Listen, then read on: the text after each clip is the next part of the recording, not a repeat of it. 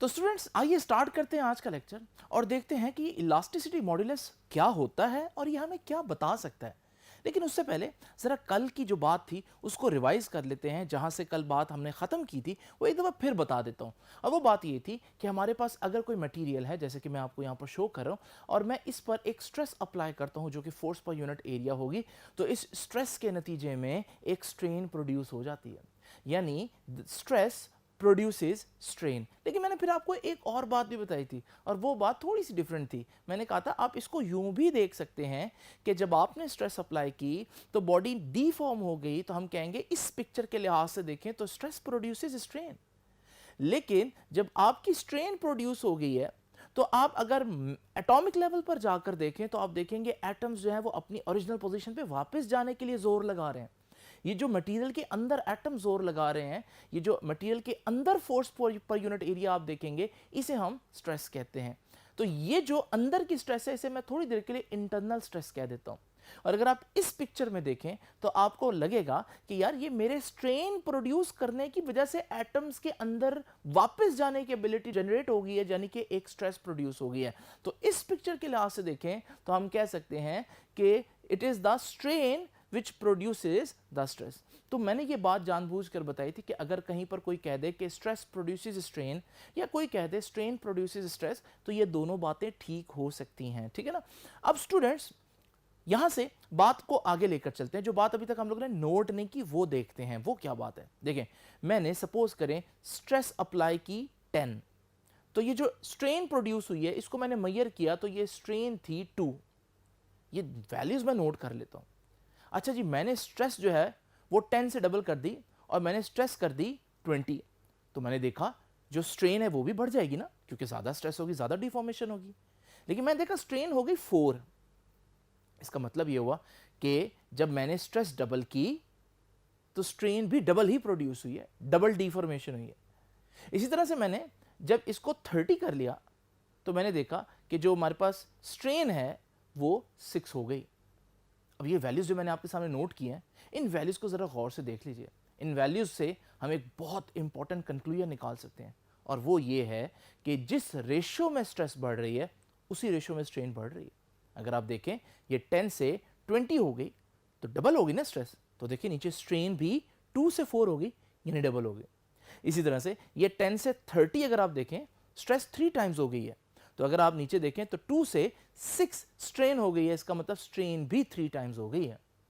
तो इसका मतलब जिस रेशियो में स्ट्रेस बढ़ रही है उस रेशियो में स्ट्रेन बढ़ रही है। ये हमेशा नहीं होगा, एक लिमिट तक होता है, तो हम उस लिमिट के अंदर अंदर ही मटेरियल को डिफॉर्म करेंगे। उस लिमिट को क्या बोलते हैं वो हम आगे चल के देखेंगे। अब स्टूडेंट्स यहां से मैं इसको एक और तरह से भी देख सकता हूं। अगर मैं जो फर्स्ट केस है उसमें स्ट्रेस जो कि 10 है और स्ट्रेन जो कि 2 है उसको डिवाइड करूं, तो ये जो स्ट्रेस और स्ट्रेन की रेशियो आई ये 5 आई। अब मजे की बात है, जो सेकंड केस है अगर मैं उसकी स्ट्रेस लूं तो वो 20 थी, उसकी स्ट्रेन 4 थी, लेकिन जब मैं इसको डिवाइड करूंगा तो 20/4 आंसर अभी भी 5 आया। और थर्ड केस में अगर मैं स्ट्रेस 30 ले लेता हूं और स्ट्रेन 6 ले लेता हूं, जब मैं इसको डिवाइड करूंगा तो आंसर अभी भी 5 ही आएगा। It means when you increase the stress the strain also increases but in the same ratio, जिसकी वजह से हमारे पास जब इनका डिवीजन करते हैं यानी इनकी रेशियो लेते हैं वो रेशियो हमेशा कांस्टेंट आती है। और जो चीज़ कांस्टेंट रहती है ना वो हमारे लिए हमेशा इंपॉर्टेंट होती है। तो ये जो स्ट्रेस और स्ट्रेन की रेशियो कांस्टेंट आ रही है, इस वजह से मैं एक नई क्वांटिटी बना देता हूं कि ये जो स्ट्रेस और स्ट्रेन को जब मैं डिवाइड करता हूं तो ये जो नई क्वांटिटी है जो कि कांस्टेंट है, इसे हम कहते हैं elasticity modulus. Why elasticity modulus या modulus of elasticity is important for us? Because this is a ratio between stress and strain, and the marvelous thing is it always remains constant। अच्छी बात ये हमेशा constant रहती है। तो क्या होता है यंग्स मॉडुलस, मैंने आपको बता दिया। ये मुझे बताएगा क्या, ये अभी हम डिस्कस करते हैं, यानी इससे मुझे क्या पता चलेगा ये बात की बात है। लेकिन अभी हम देख लेते हैं कि हमारे पास मॉड्यूलस ऑफ इलास्टिसिटी क्या है। Ratio of stress to strain, जैसे कि मैंने बताया स्ट्रेस और स्ट्रेन की रेशियो जो है इसे हम क्या बोलते हैं, मॉड्यूलस ऑफ इलास्टिसिटी या इलास्टिसिटी मॉड्यूलस, एक बात है। अच्छा जी, इसको ई से रिप्रेजेंट अगर मैं कर दूं तो हमारे पास स्ट्रेस ओवर स्ट्रेन, यही इसका फॉर्मूला बन जाएगा। तो ये है modulus of elasticity. Modulus of elasticity का यूनिट निकाल लेते हैं जरा। देखें ऊपर स्ट्रेस है, स्ट्रेस का यूनिट याद है आपको, न्यूटन पर मीटर स्क्वायर, जबकि नीचे स्ट्रेन है और स्ट्रेन का कोई यूनिट नहीं होता, कल हम लोगों ने पढ़ा था। तो फिर ई का यूनिट यानी मॉड्यूलस ऑफ इलास्टिसिटी का यूनिट वही होगा जो स्ट्रेस का यूनिट होगा, क्योंकि स्ट्रेन का तो कोई यूनिट नहीं होता और स्ट्रेस का यूनिट होता है न्यूटन पर मीटर स्क्वायर, या जिसको हम पास्कल भी कहते हैं। तो याद रखिएगा, stress and modulus of elasticity both have same units. ये बहुत इंपॉर्टेंट कंक्लूजन कर रहा हूं, ये एमसीक्यू में पूछा जाता है कि स्ट्रेस, और बल्कि तीन चीजें होंगी, स्ट्रेस, प्रेशर एंड मॉड्यूलस, इन तीनों का एक ही यूनिट है और तीनों का यूनिट क्या है, पास्कल या न्यूटन पर मीटर स्क्वायर। तो स्टूडेंट्स, ये तो हम लोगों ने इसका फार्मूला लिख दिया। अब सवाल ये पैदा होता है कि हमें ये क्या बताएगा, ठीक है। यानी मुझे पता चलता है भाई एक मटेरियल का इलास्टिसिटी मॉड्यूलस 50 है, दूसरे का 25 है, तो इसका क्या मतलब क्या है, उसका इलास्टिसिटी मॉड्यूलस ज्यादा होने का क्या मतलब है, दूसरे मटेरियल का इलास्टिसिटी मॉड्यूलस कम होने का क्या मतलब है। तो I want the physical meaning of elasticity modulus. अब वो फिजिकल मीनिंग में आपको बताता हूं। पहले तो आप देखें ना, ये बता क्या रहा है, ई जो है वो बता रहा है कि ये स्ट्रेस और स्ट्रेन की रेशा, याद है सिंबल्स दिए थे, मैं इस फार्मूला को 2 दफा लिख देता हूं। तो स्ट्रेस और स्ट्रेन का सिंबल। अच्छा, अब जरा देखिए, मेरे पास ये एक रबर है। इस रबर बैंड के बारे में आप लोग अक्सर ये कहते हैं, 10th में कहकर भी आए हैं, और टीचर से आपने सुना भी होगा कि यार रबर इज वेरी इलास्टिक, क्योंकि ये बहुत ज्यादा लचकदार है। तो लचक के लिए हम वर्ड यूज करते हैं इलास्टिक। यहां से आप लोगों ने ये सुना भी होगा कि इलास्टिक यूज करते हैं ना, इलास्टिक का वर्ड इलास्टिक से निकला। तो हम कहते हैं रबर इज वेरी इलास्टिक। आज हम चेक करते हैं ये रबर इलास्टिक है या नहीं और इसका मतलब क्या है। देखें, मैं इस पर स्ट्रेस लगाता हूं और देखता हूं इसमें कितनी डिफॉर्मेशन पैदा होती है। ये देखिए, मैं थोड़ी सी स्ट्रेस लगाई और डिफॉर्मेशन अच्छी खासी पैदा होगी, क्योंकि काफी फ्लेक्सिबल मटेरियल है। दोबारा देखें, मैंने थोड़ी सी स्ट्रेस लगानी है तो डिफॉर्मेशन बहुत ज्यादा होगी। यानी small stress produces large strains in the body, ऐसे है ना। तो इसका मतलब स्ट्रेस थोड़ी थी, स्ट्रेन ज्यादा थी। स्ट्रेस क्या होती है, ऊपर आती है ना, ये स्ट्रेस ऊपर है, तो स्ट्रेस थोड़ी है तो स्ट्रेन ज्यादा प्रोड्यूस होगी।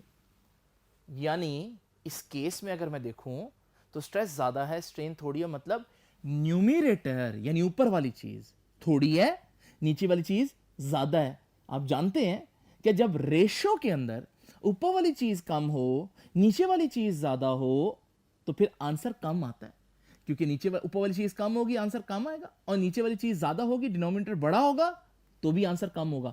तो इस केस में इलास्टिसिटी मॉड्यूलस क्या आया, कम आया। यानी रबर का इलास्टिसिटी मॉड्यूलस ज्यादा है कि कम है, कम है, ये कम इलास्टिक है। हम गलत कहते हैं कि रबर तो बड़ा इलास्टिक है, ऐसा नहीं है, rubber is very less elastic, ठीक है जी।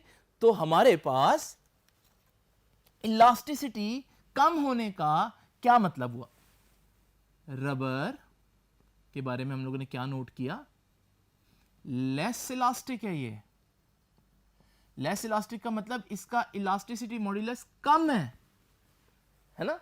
तो जिसका इलास्टिसिटी मॉड्यूलस कम होगा जैसे रबर, तो इसका मतलब क्या हुआ, फिजिकल मतलब ये हुआ ये आराम से स्ट्रेच हो सकता है, यानी इसको डिफॉर्म करना आसान है।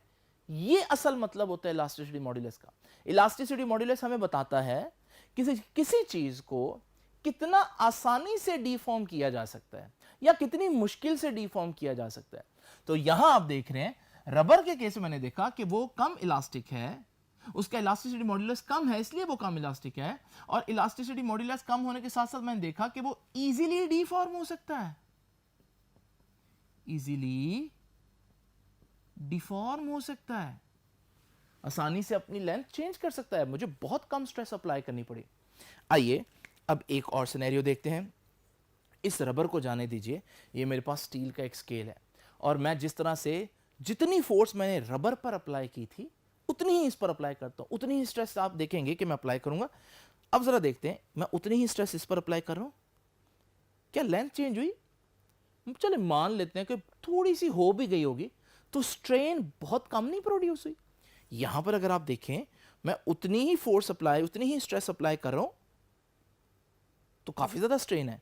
लेकिन यहां पर अगर आप देखें तो मैं उतनी ही स्ट्रेस अप्लाई कर रहा हूं, बल्कि शायद ज्यादा ही कर रहा हूं, लेकिन स्ट्रेन उतनी प्रोड्यूस नहीं हो रही।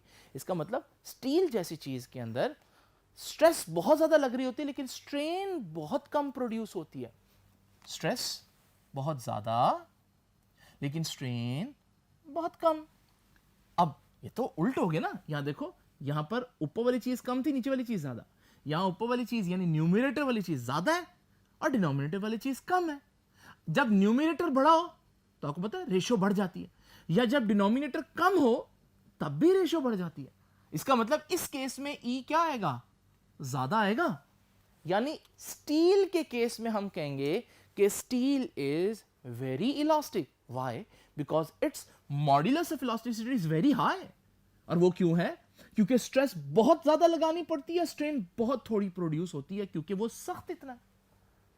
तो यहां से हम अब ये कंक्लूजन लिख देते हैं, जैसे रबर के बारे में लिखा, स्टील के बारे में हम कह सकते हैं कि steel is more elastic than rubber. ठीक है, क्यों? क्योंकि उसका इलास्टिसिटी मॉड्यूलस मैंने देखा कि ज्यादा आ रहा है। और इसका नतीजा क्या हुआ? क्यों इलास्टिसिटी मॉड्यूलस ज्यादा आ रहा था? इसकी वजह क्या बनी? इसकी वजह यह बनी कि स्ट्रेस बहुत लग रही थी, स्ट्रेन बहुत कम प्रोड्यूस हो रही थी। स्ट्रेन कम प्रोड्यूस होने का मतलब बॉडी डिफॉर्म नहीं हो रही थी। स्केल को मैं स्ट्रेच करने की कोशिश कर रहा था, लेकिन वो रबर जितना डिफॉर्म नहीं हो रहा था। तो इसका मतलब इलास्टिसिटी मॉड्यूलस ज्यादा, तो इसका मतलब डिफिकल्ट टू डिफॉर्म। जी ये है असल में इलास्टिसिटी मॉड्यूलस का फिजिकल मतलब।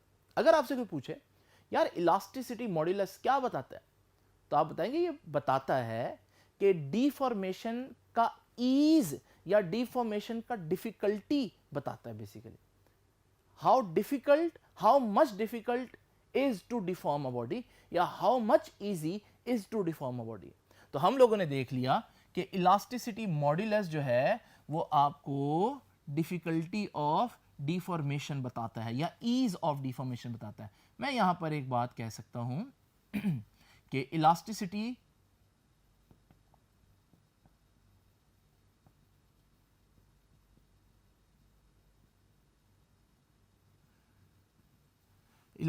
मॉड्यूलस का ये फिजिकल मतलब मैं लिख देता हूं। Elasticity modulus is directly proportional to difficulty of deformation, या डिफिकल्टी इन डिफॉर्मेशन लिख देता हूं।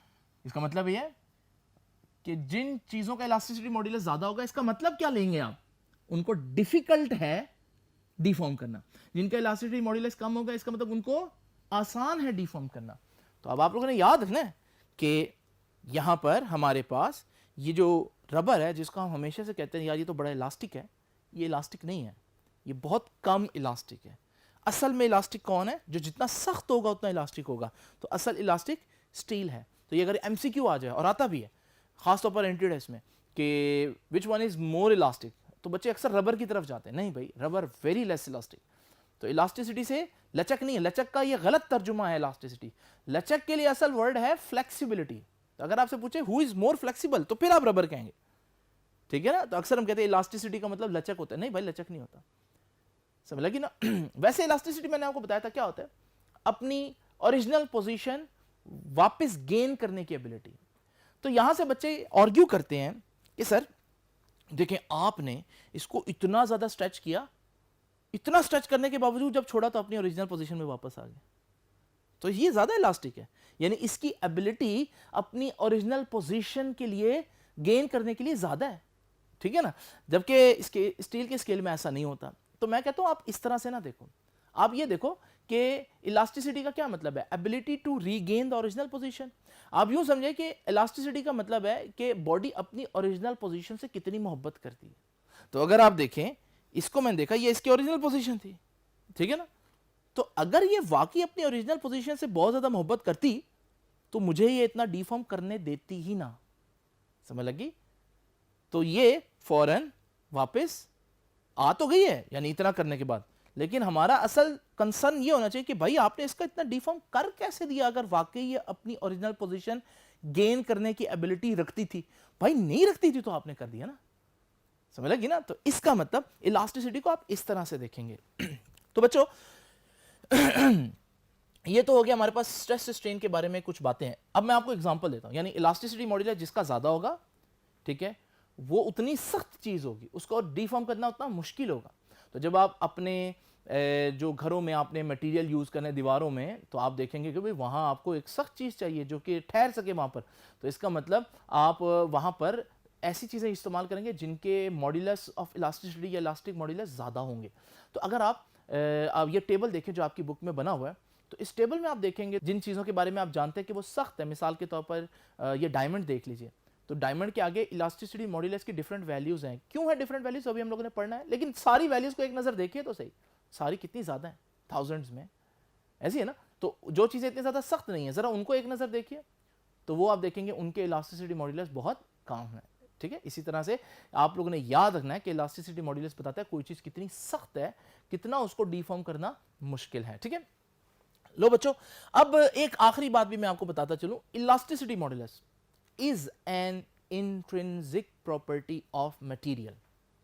इसका मतलब समझाता हूं, लेकिन लाइन बहुत इंपॉर्टेंट है। इलास्टिसिटी मॉड्यूलस जो है ना, वो किसी भी मटेरियल की प्रॉपर्टी होती है। मटेरियल की प्रॉपर्टी से क्या मुराद है?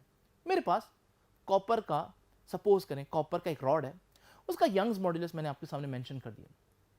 अगर मैं कॉपर का रॉड की बजाय कॉपर की डिस्क ले लूं, या कॉपर का ब्लॉक ले लूं, या कॉपर का स्प्रिंग ले लूं, या कॉपर की वायर ले लूं, ये सारी डिफरेंट चीजें हैं ना, लेकिन मजे की बात है सबका यंग मॉड्यूलस यही होगा।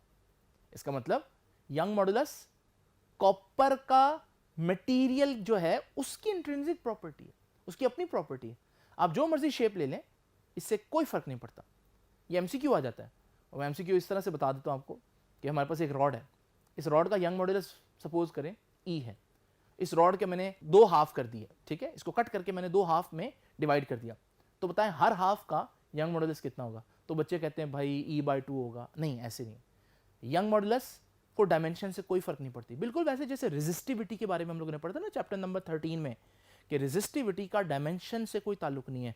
वायर बड़ी हो, छोटी हो, मोटी हो, पतली हो, जैसी मर्जी हो, अगर कॉपर है तो जब तक कॉपर का मटेरियल आप यूज करते रहेंगे एक ही रेजिस्टिविटी होगी। बिल्कुल ऐसे यहाँ पर यंग मॉड्यूलस भी intrinsic property of the material है। It does not depends upon the dimensions और लेंथ और ज्योमेट्री जो हमारे पास मटेरियल हम यूज कर रहे हैं, जो मर्जी शेप हो। तो इस केस में आप देखें कि हमारे पास रॉड्स हाफ हो गए, लेंथ भी हाफ हो गए, लेकिन यंग मॉड्यूलस अभी भी दोनों हाफ का ई ही होगा। तो यंग मॉड्यूलस को लेंथ से कोई फर्क नहीं पड़ता, एरिया से, शेप से, किसी चीज से कोई फर्क नहीं पड़ता। हाँ, ये कब चेंज होगा? जब आप कॉपर की जगह सिल्वर का रॉड ले लेंगे, उसका यंग मॉड्यूलस डिफरेंट होगा। तो it is the property of a material. If you want to change the modulus, you better change the material you are using. Okay, लो भी बच्चों, ये भी मैंने आपको बता दिया, ये बड़ी इंपॉर्टेंट डिस्कशंस हो गई हैं। अब आगे का काम आसान है, और वो मैं अब आपको बताता हूँ कि इलास्टिसिटी मॉड्यूलस क्या बताता है, डिफॉर्म करना कितना मुश्किल है। ऐसे ही ना, difficulty in deformation, elasticity modulus ये बताता है। लेकिन डिफॉर्मेशन तो हम पढ़ के आते हैं, तीन किस्म की होती है ना, लेंथ में डिफॉर्मेशन होती है, वॉल्यूम में डिफॉर्मेशन होती है। तो फिर हमें हर एक को अलग-अलग कैलकुलेट करना पड़ेगा, ठीक है ना। तो हमारे पास, अगर मैं जब सपोज कर मेरे पास एक रॉड है, ठीक है, और मैं इस रॉड पर कुछ इस डायरेक्शन में फोर्स लगाता हूं, तो ये जब मैं स्ट्रेस अप्लाई करूंगा तो इस रॉड की लेंथ बढ़ जाएगी, तो ये स्ट्रेन प्रोड्यूस हुई। मैंने आपको बताया था क्योंकि ये वो वाली स्ट्रेस है जो बॉडी को सिर्फ एक डायमेंशन में, यानी लीनियरली उसको इलोंगेट करे, उसकी लेंथ चेंज करे सिर्फ एक डायमेंशन में, इसलिए मैंने इस स्ट्रेस को लीनियर स्ट्रेस बोला था। और ये जो स्ट्रेन प्रोड्यूस होगी इसको लीनियर स्ट्रेन बोला था। इसकी रेशियो अगर लेता हूं, है तो स्ट्रेस और स्ट्रेन की रेशियो ना, लेकिन कौन सी स्ट्रेस? Linear stress. और कौन सी स्ट्रेन? Linear strain. तो फिर ये रेशियो होगा तो इलास्टिसिटी मॉड्यूलस, लेकिन उसका भी एक स्पेसिफिक नाम होगा, इसे हम बोलेंगे यंग्स मॉड्यूलस। तो व्हाट इज यंग्स मॉड्यूलस? भाई ये भी वही है, जैसे स्ट्रेस और स्ट्रेन की रेशियो होती है, ये भी स्ट्रेस और स्ट्रेन की रेशियो, लेकिन कौन सी स्ट्रेस? लीनियर स्ट्रेस, वो स्ट्रेस जो सिर्फ लेंथ चेंज करती है, और लीनियर स्ट्रेन की रेशियो। अब लीनियर स्ट्रेस के बारे में हम लोगों ने पढ़ा था, all stresses have same formula. Her stress, चाहे वो लीनियर हो या वॉल्यूम हो या शेयर हो, पढ़ा था ना हमने लास्ट टाइम, उसका फॉर्मूला तो F/A होगा। लीनियर स्ट्रेन, स्ट्रेन के बारे में हमने पढ़ा था, change in length over original length, क्योंकि यहाँ लेंथ चेंज हो रही है। इसको रीअरेंज करके लिखेंगे तो ये आ जाएगा आपके पास यंग्स मॉड्यूलस का फॉर्मूला। अच्छा, ये क्या बता रहा है? मॉड्यूलस क्या बताता है? कितना डिफिकल्ट है डिफॉर्म करना। तो ये भी कहेगा कितना डिफिकल्ट है डिफॉर्म करना, लेकिन अब ये एक खास डिफॉर्मेशन की बात कर रहा है। ये कह रहा है कितना डिफिकल्ट है लेंथ चेंज करना। ठीक है। अब ये डिफॉर्मेशन में आप स्पेसिफिक लेंथ वाइज डिफॉर्मेशन की बात करें, लीनियर डिफॉर्मेशन की बात करें, तो जिनका यंग मॉड्यूलस ज़्यादा होगा इसका मतलब है कि उनकी लेंथ वाइज डिफॉर्मेशन यानी उनकी लेंथ चेंज करना मुश्किल है, और जिनका यंग्स मॉड्यूलस कम होगा इसका मतलब उनकी लेंथ को चेंज करना आसान है। ठीक है, तो यंग्स मॉड्यूलस स्पेसिफिकली लेंथ की डिफॉर्मेशन जो है, ठीक है, लीनियर डिफॉर्मेशन जो है उसको टैकल करेगा। आप लोग जानते हैं कि एक बच्चा जब पींग पर बैठता है, ठीक है, स्विंग पर बैठता है, तो स्विंग पर उसके वजन की वजह से जो रस्सी है उसकी लेंथ बढ़ सकती है, ऐसे ही ना। अब लेंथ बढ़ सकती है तो यहाँ पर लेंथ वाइज चेंज आ रहा है, तो यहाँ पर आप इस मटेरियल जो रस्सी है इसका कौन सा मॉड्यूलस जो है उस पर ध्यान देंगे, यंग्स मॉड्यूलस पर। या आपने फॉर एग्जांपल एक फानूस जो है वो एक तार से लटकाना है ना, तो अब जो फानूस है उसके लटकने पर आप चाहते हैं कि तार ये ना हो कि लंबी हो जाए और टूट जाए, ऐसे ही ना, तो आपको फिर यहाँ पर लंबाई यानी कि लेंथ की डिफॉर्मेशन को रोकना है, और लेंथ की डिफॉर्मेशन को रोकना है तो आप ऐसा मटेरियल यूज़ करेंगे जिसका यंग मॉड्यूलस ज़्यादा होगा, ठीक है ना। इसी तरह से आप देख लें, जब आप पिलर्स डालते हैं तो पिलर्स के ऊपर जब छत होगी तो छत पर अगर लोग जाते हैं तो वो पिलर्स पर दबाव डालेंगे, जिससे पिलर्स की लेंथ कम होने का खदशा होगा, ठीक है, और अगर ऐसा हुआ वो डिफॉर्म हो गए तो टूट जाएंगे। तो हम चाहते हैं कोई ऐसा मटेरियल यूज़ हो जिनका जो लीनियर डिफॉर्मेशन है वो बहुत मुश्किल हो, तो आप ऐसे मटेरियल चूज़ करेंगे जिनका यंग्स मॉड्यूलस बहुत ज़्यादा होगा, इसका मतलब उनकी लेंथ चेंज नहीं होगी जब बहुत ज़्यादा लोग छत पर चढ़ भी जाते हैं। तो आप लोगों ने देखा कि इस तरह से हम प्रैक्टिकली सिविल इंजीनियर्स खासतौर पर इनको बहुत ज़्यादा इस्तेमाल करते हैं। लो भाई, ये जो मैंने फार्मूला लिखा है इस फार्मूले को ही मैं ऊपर आपके सामने डेफिनेशन के तौर पर लिख सकता हूँ, the ratio of linear stress. अच्छा, लीनियर स्ट्रेस जो है उसके बारे में आप लोग जानते हैं, मैंने आपको बताया कि लेंथ में चेंज आता है, तो लेंथ में दो तरह से चेंज आ सकता है, लेंथ में कमी भी हो सकता है और लेंथ में इजाफा भी हो सकता है, ठीक है ना। तो अगर ज़्यादा हो जाए लेंथ तो टेंसाइल, जैसे कि मैंने आप लोगों को अभी बताया कि जब बच्चा पींग पर बैठेगा, ठीक है, तो वो जो लेंथ है वो ज़्यादा होने का खदशा है, ठीक है। और कंप्रेसिव भी हो सकते हैं, कंप्रेसिव का मतलब है जहाँ लेंथ कम हो, जैसे मैंने पिलर वाली एग्जांपल दी कि उनके आने से लेंथ डिक्रीज होने का चांस है, तो ये कंप्रेसिव भी हो सकती है, टेंसाइल भी हो सकती है। The ratio of linear stress ये टू लीनियर स्ट्रेन, लेकिन लीनियर स्ट्रेन भी टेंसाइल भी हो सकती है, कंप्रेसिव भी हो सकती है, ठीक है ना। तो ये हमारे पास फार्मूला बन गया इलास्टिसिटी मॉड्यूलस का। लो भी बच्चों, बल्क मॉड्यूलस अब देखते हैं। जरा इमेजिन करें कि हमारे पास ये एक ब्लॉक है और मैं ब्लॉक पर हर तरफ से फोर्स लगाता हूं। जब मैं हर तरफ से फोर्स लगाऊंगा तो आप देखेंगे इस ब्लॉक का वॉल्यूम चेंज हो सकता है, ऐसे ही ना। तो अब ये जो वॉल्यूम की डिफॉर्मेशन है, अगर मैं इसमें modulus of elasticity find out करूं तो उस मॉड्यूलस ऑफ इलास्टिसिटी को हम बल्क मॉड्यूलस कह देते हैं, ठीक है। तो बल्क मॉड्यूलस क्या होगा, बल्क मॉड्यूलस होगा वॉल्यूम स्ट्रेस जो हम अप्लाई कर रहे हैं, और जितना चेंज आएगा डिफॉर्मेशन वॉल्यूम में तो वॉल्यूम स्ट्रेन, तो volume stress over volume strain is called bulk modulus. ये देखें, volume stress divided by volume strain is called bulk modulus, इसका सिंबल के है। अब स्ट्रेस, सारी स्ट्रेसेस का फार्मूला सेम होता है, तो वॉल्यूम स्ट्रेस एफ ओवर ए ही होगा, लेकिन वॉल्यूम स्ट्रेन जो है वो स्ट्रेन क्योंकि वॉल्यूम में आ रही है तो हम change in volume over original volume लेंगे, इसको जब हम रीअरेंज करेंगे तो हमारे पास ये आ जाएगा, ठीक है, ये बल्क मॉड्यूलस आ गया। अच्छा बच्चों, उसके बाद देखिए हमारे पास बल्क मॉड्यूलस के बारे में एक बड़ी इंपॉर्टेंट बात आपको बता देता हूँ, और वो ये है कि बल्क मॉड्यूलस अगर ज़्यादा है तो इसका क्या मतलब है भाई, मॉड्यूलस ज़्यादा हो तो क्या मतलब होता है, मॉड्यूलस ज़्यादा हो तो इसका मतलब है डिफिकल्ट है डिफॉर्मेशन करना। अगर बल्क मॉड्यूलस ज़्यादा है तो इसका मतलब है डिफिकल्ट है कौन सी डिफॉर्मेशन करना, वॉल्यूम डिफॉर्मेशन करना। तो इमेजिन करें कि मेरे पास एक सॉफ्ट बॉल है, मैं इस सॉफ्ट बॉल पर दोनों तरफ से फोर्स लगाता हूँ, जब मैं फोर्स लगाऊंगा तो आप देखेंगे इसका वॉल्यूम कम हो जाएगा। इसका वॉल्यूम कम होने का मतलब ये है कि इसका बल्क मॉड्यूलस बहुत कम है, ये अपना वॉल्यूम मेंटेन नहीं कर सकती, ये अपने वॉल्यूम को आसानी से चेंज होने देती है। लेकिन ज़रा देखिए हमारे पास एक मेटालिक ब्लॉक है और मैं इस पर दोनों तरफ से जब हर डायरेक्शन में फोर्स अप्लाई करता हूँ तो आप देखेंगे मैं इसका वॉल्यूम इतना चेंज नहीं कर पाऊंगा, इसका मतलब ये अपना वॉल्यूम मेंटेन कर सकती है। दूसरे अल्फाज में हम कहेंगे कि इसका बल्क मॉड्यूलस ज़्यादा है, इसका वॉल्यूम चेंज करना मुश्किल होगा। अच्छा, मैं आपसे एक बात पूछता हूँ, अगर मेरे पास गैसेज और सॉलिड्स ये दो चीज़ें हों, या चले तीनों कर लेते हैं, अगर मेरे पास गैसेज, लिक्विड और सॉलिड हो तो फिर इनमें से किसका बल्क मॉड्यूलस ज़्यादा होगा। ज़रा ध्यान करें, आपको पता है कि हमारे पास जो गैस मॉलिक्यूल्स होते हैं इनमें स्पेसिंग बहुत ज़्यादा होती है, ऐसे ही ना। जब इनमें स्पेसिंग बहुत ज़्यादा होगी तो जब मैं इनको हर तरफ से फोर्स या स्ट्रेस अप्लाई करूंगा तो आप देखेंगे मैं इनको अच्छा खासा कंप्रेस कर दूंगा, यानी ये अपना वॉल्यूम मेंटेन नहीं कर सकते, तो इनका बल्क मॉड्यूलस बहुत कम हुआ, ठीक है जी। तो इनका बल्क मॉड्यूलस कम हुआ इसलिए ये ज़्यादा कंप्रेस हो सकते हैं, मोर कंप्रेसिबल कह दूं मैं इनको। जबकि सॉलिड्स के केस में देखें तो सॉलिड्स के केस में आप देखेंगे कि मॉलिक्यूल्स ऑलरेडी बहुत टाइटली पैक्ड हैं, तो अगर मैं इस पर फोर्स लगाता हूँ तो मैं बहुत ज़्यादा इनको कंप्रेस नहीं कर पाऊंगा। तो इसका मतलब है कि इनका वॉल्यूम बहुत ज़्यादा चेंज नहीं हो सकता, इनकी वॉल्यूम वाइज डिफॉर्मेशन बहुत मुश्किल है। तो हम कहेंगे कि इनका जो मॉड्यूलस है, बल्क मॉड्यूलस, वो बहुत ज़्यादा है। तो इस वजह से इनकी कंप्रेसिबिलिटी यानी इनकी कंप्रेस होने की एबिलिटी बहुत कम है। तो आपने देखा एक बात इस सारी डिस्कशन से, वो एक तो ये कि आपने देखा कि गैस का बल्क मॉड्यूलस सबसे कम होता है, उससे ज़्यादा लिक्विड का होता है, और सॉलिड का बल्क मॉड्यूलस सबसे ज़्यादा होता है। लेकिन एक और बात नोट करें कि बल्क मॉड्यूलस और कंप्रेसिबिलिटी का इन्वर्स रिलेशन है, यानी किसी चीज़ का बल्क मॉड्यूलस ज़्यादा हो तो उसकी कंप्रेसिबिलिटी कम होती है। तो यहाँ से याद रखिएगा, मैं ये लिख देता हूँ कि कंप्रेसिबिलिटी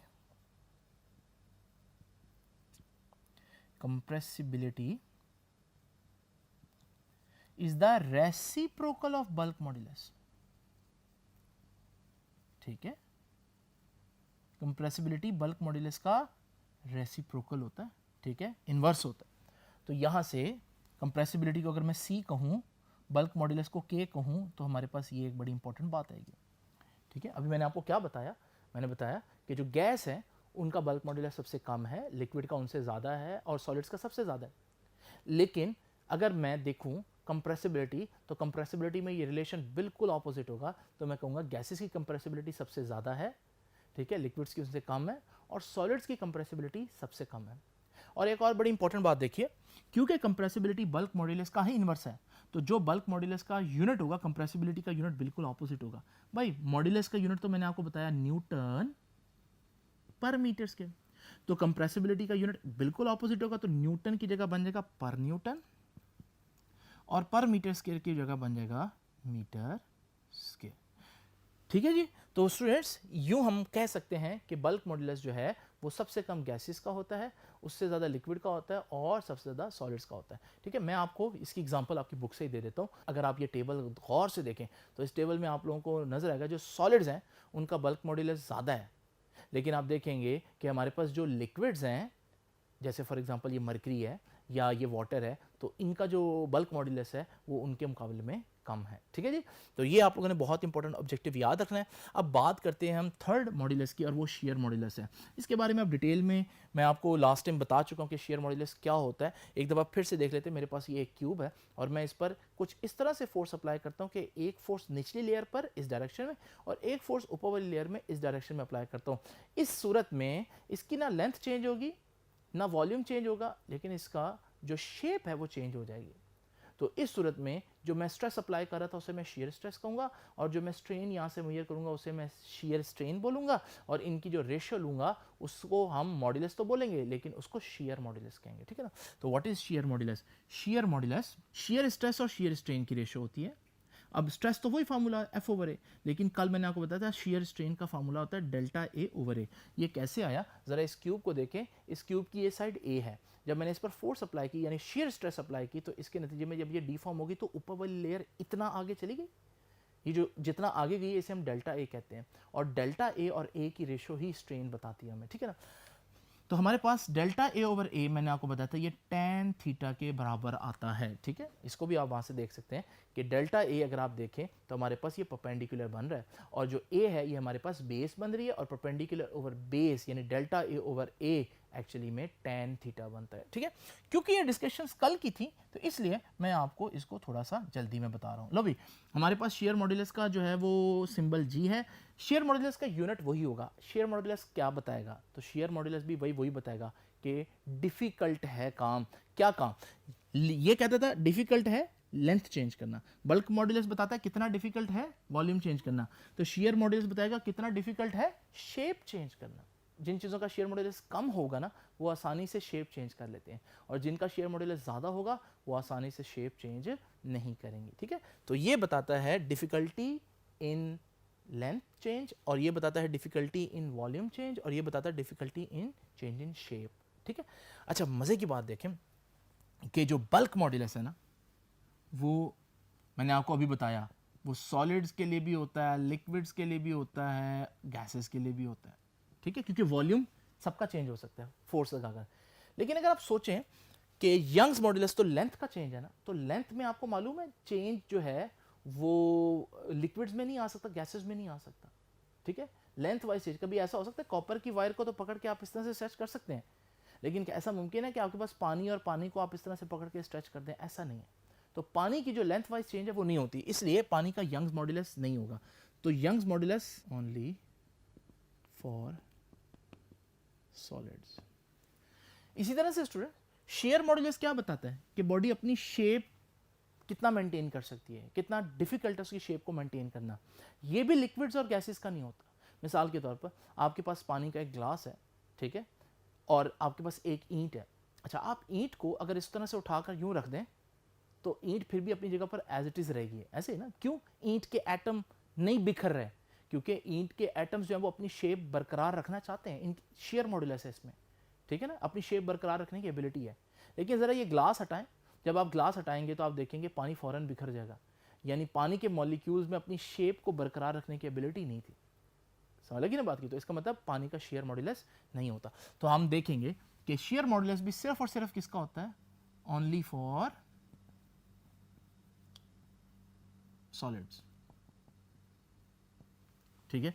और इसका सबूत आप लोग अपने टेबल से देख लीजिए, ज़रा बुक का ये टेबल देखें तो यहाँ दो लिक्विड्स का जिक्र है, मरकरी का और वाटर का। और मरकरी और वाटर ज़रा दोनों को देखें तो दोनों का ना ही यंग्स मॉड्यूलस है और ना ही शेयर मॉड्यूलस है, सिर्फ दोनों का बल्क मॉड्यूलस है, ठीक है बच्चों। तो आज का लेक्चर कंक्लूड करता हूँ। मॉड्यूलस क्या बताता है? मॉड्यूलस ऑफ इलास्टिसिटी बताता है कितना डिफिकल्ट है डिफॉर्मेशन को करना, ठीक है।